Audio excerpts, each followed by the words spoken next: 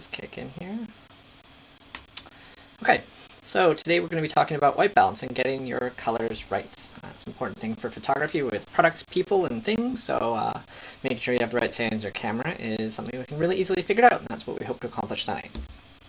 So I want to start off by saying everybody's better than auto white balance. Yes, our cameras are amazing tools right now, and they've got that nice green box that says auto program mode. It's going to make all these choices for you. But again, it's like giving a toddler a crayon and getting them to do your taxes. They might get it right, they might get it wrong, and I don't really trust children, so it's not a good choice. Auto is a great starting point for everybody when they just want to get the bare minimum out of their photography, but if we're really looking for consistency and results that we're really proud of, and we know we had a conscious effort in the output of that, we want to be in the settings and picking which white balance we're on when we're shooting our photos. And you're probably asking, why does white balance matter? I've left it on auto this whole time, Curtis. Who really cares? My photos are okay. The thing is, you've been looking at your photos this whole time without a reference point of what looks correct. So okay is about to be less okay as we look at some of my photos that weren't okay, as an example.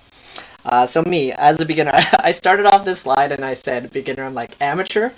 Or bad, and I was like, no, beginners. Like, beginners make these mistakes because they don't know. I think a big part of when you get into photography starts with looking at your photographs and thinking, oh my god, these are awesome, and then you look at other people's photographs, you're like, oh no, they're a little less awesome. And that happens to all of us. So, like, beginners, you're starting here, you're aware of the problem, and we're going to fix it tonight. So this is a photograph I was actually really proud of. It was my first kind of long exposure. This is a photo I used to apply to the photography program I ended up attending. A nice long exposure of Broadway and Cambie here in Vancouver. You can see how dated this is because of the style of bus that stopped on Cambie, and there's no Canada Line stop in there yet. But I was really proud of this. I liked it, but you can see there's some very heavy warm tones to this. It was shot on daylight white balance where all the lights around me were tungsten or quite like orange and red. So it gives an interesting tone to this photograph, but if you walk down the street, none of the Vancouver streets look like this, and we can correct for that when we do the correct white balance. Over here, same era-ish, pre-photography school Curtis, who didn't know any better, but loved photography as he still does now. Talking about myself in third person, always a good start on the YouTube channel. Then we've got this kind of beach scene, which is obviously, like, beach is not this blue, grass is not this blue, wood is not this blue. I had it left on tungsten white balance, and here we are seeing the results of that. So everything has this kind of blue tone to it. For a landscape or maybe an architecture photo, not so bad, but if that's a person's face, they're going to look like they have hypothermia, and not always a good look for our clients who want to look happy, warm, and welcoming. White balance can also be used for creative uses, so final one of my bad examples here. This actually ended up on the front cover of the recreation guide of the local community center I used to work at, so this is my first published in print photo. But the wrong white balance in this gave it an interesting look because I got some extra blue out of the sky, so we can use white balance and treatments to kind of emphasize different elements of our photo, but again, that has to be a kind of conscious choice. I will admit this was definitely an accident back in the day, but ended up with a happy result. I can't afford to make accidents anymore in my professional career. They have to be on purpose. The client needs to know what's coming, and I need to know what's coming too, because some of these moments we set up all these lights and models and talent and everything for like 3 hours for a shoot that takes 5 minutes. So we can't really kind of like cross our fingers and hope with photography.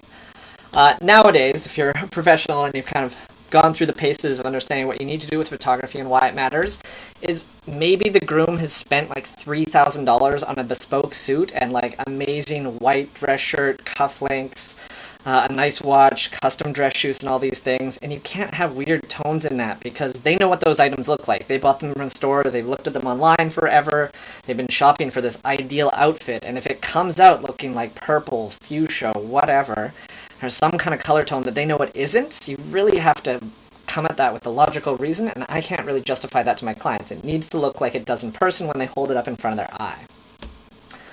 And products. When we have products or we're selling things online for e-commerce or we're trying to represent something on our Etsy shop or something like that, this particular was looking for grant money for this little kind of recycled bike tube creation. It needs to represent the colors of that product. So if it had, again, kind of that green tone, blue, or whatever other white balance would be wrong for this situation, it wouldn't represent the actual product or item itself, and we want to make sure it's honest. There definitely are cases where we want that kind of warm tone. We're doing kind of this bike shoot. I had this camera rigged off the backseat of my friend Edgar's bicycle, and it's got these nice warm tones coming through for sunset, and that makes sense. Like, that's realism. We were in that environment, and it showed that warm tone. And that's what sunset feels like to us. If you've ever been at the beach right before it drops out of the sky, that's honest and accurate for the time we were there. We're not forcing this color tone on everything when it wasn't actually there. So we have to kind of split hairs here and figure out, what is the white balance? What am I trying to do here? A technically correct photograph, or am I trying to give a certain feeling to this, and people like they were there at the street market or here at sunset, elements like that. So every camera is going to have a different couple settings here for white balance. Auto, everybody's probably on it right now when they brought it out of the store. Most cameras are going to have some version of daylight, shade, cloudy, tungsten, white fluorescent, flash, and custom. With all of these, you need to understand how it's shifting. Yes, the color temperature is here for the techie people, and if you really want to get nitpicky about color temperature, you can absolutely go down that path. I don't, and you don't need to, because in post-production, there's so much more control we have over sampling things. I don't know of one photographer in Vancouver with a color temperature meter, and they're a super specific photographer, and they really admire and strive for like the most technically correct photograph they can get. There's a balance of how much time you're going to spend being correct versus the results you get. If you're going to spend 3 hours making it 2% better, the effort to me is negligible, because why spend the time when you can spend it in other places? So you need to know as a photographer, when your camera is set to all these individual settings, what's actually happening? Where is it shifting those color tones? If I want to make it warmer, if I want to make it cooler, what is my actual shade setting? How much warmth is that adding? For my tungsten, how much blue is that adding? So that's what I'm going to ask you all to do, is to figure that out for yourself in your camera. All of these are kind of like those handwriting books you did in elementary school. At least I was forced to do them. You had to write A's for like 3 pages. It's like my most hated homework assignment. But you need to do this with your camera to understand what the tool's doing when you pick these different settings. So here's some examples of the wrong and then corrected white balance. So here I was shooting kind of a music event in a studio in downtown on Granville Street, and this is the wrong white balance. So I was set to daylight, and there are a whole bunch of tungsten lights. Tungsten lights are those really kind of warm ones. They've got the like BC Hydro icon behind it. It's got that like swirly filament in the center that they all try and get rid of because they create more heat than light. But then corrected over here down to tungsten white balance, you can see you get a little bit of those white tones back. This was shot on a JPEG, so again, you're not going to be able to perfectly color correct everything back. Again, wanting to use those bad examples from back in the day.